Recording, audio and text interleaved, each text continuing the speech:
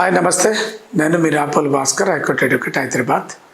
ముఖ్యంగా తెలంగాణ రాష్ట్ర ప్రభుత్వం ఒక సంచలనాత్మకమైనటువంటి ఒక నిర్ణయాన్ని తీసుకొని ఒక జీవో జారీ చేయటం అనేది జరిగింది.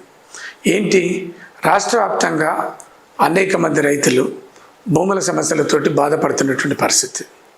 గతంలో ఆర్ఓఆర్ యాక్ట్ 2020 అనేటటువంటిదండి. దాని ప్రకారం ఏంటంటే రాష్ట్ర వ్యాప్తంగా ఉండేటటువంటి అన్ని రెవెన్యూ ట్రిబ్యునల్స్ ఆర్డీఓ ఆధ్వర్యంలో ప్రతి డివిజన్ హెడ్ క్వార్టర్లో ఒక రెవెన్యూ ట్రిబ్యునల్ నడుస్తుంది. తర్వాత జిల్లా కలెక్టర్ ఆధ్వర్యంలో, జాయింట్ కలెక్టర్ ఆధ్వర్యంలో ఒక రెవెన్యూ ట్రిబ్యునల్స్ ఉండేవి. అంటే ప్రతి డివిజన్ హెడ్ క్వార్టర్లో ఒక ట్రిబ్యునల్, జిల్లా హెడ్ క్వార్టర్లో ఒక ట్రిబ్యునల్ ఉండేది. అయితే ఏంటంటే 2020లో వచ్చినటువంటి యాక్ట్ ప్రకారంగా అప్పుడున్నటువంటి ట్రిబ్యునల్స్ మొత్తం కూడా అబాలిష్ చేయటం అనేది జరిగింది.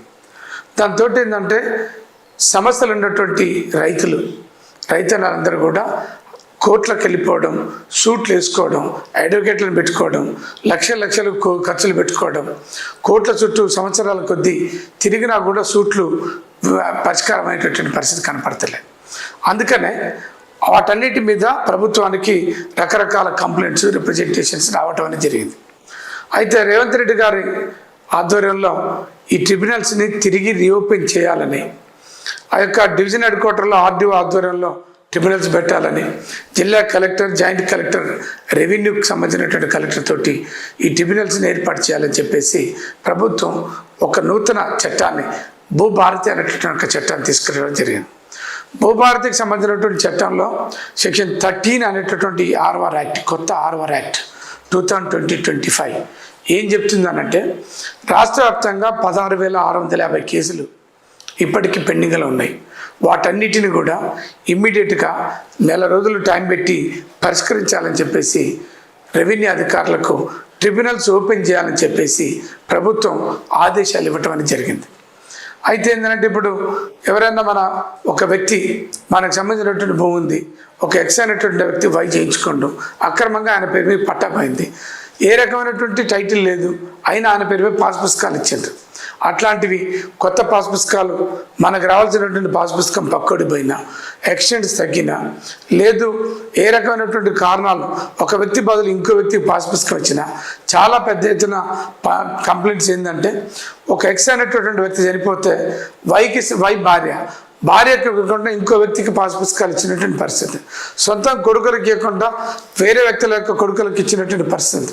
అందుకనే ఈ యొక్క అక్రమంగా ఇచ్చినటువంటి పాస్ పుస్తకాల జారీ, అక్రమంగా రెవెన్యూ ధరణిలో కానీ భూభారతీలు కానీ ఎంట్రీ చేసినటువంటి సర్టిఫికెట్లు, లేదు పాస్ పుస్తకాలు, ఇట్లాంటి అన్నిటి మీద కూడా రెవెన్యూ ట్రిబ్యునల్స్ ఉన్నాయి. నెల రోజులు 2 నెలలనే ఈ రెవెన్యూ ట్రిబ్యునల్స్ అన్నీ కూడా కేసులను డిస్పోజ్ చేస్తున్నటువంటి పరిస్థితి. అందుకనే ఈ రెవెన్యూ ట్రిబ్యునల్స్ని ఉపయోగించుకోవాలి.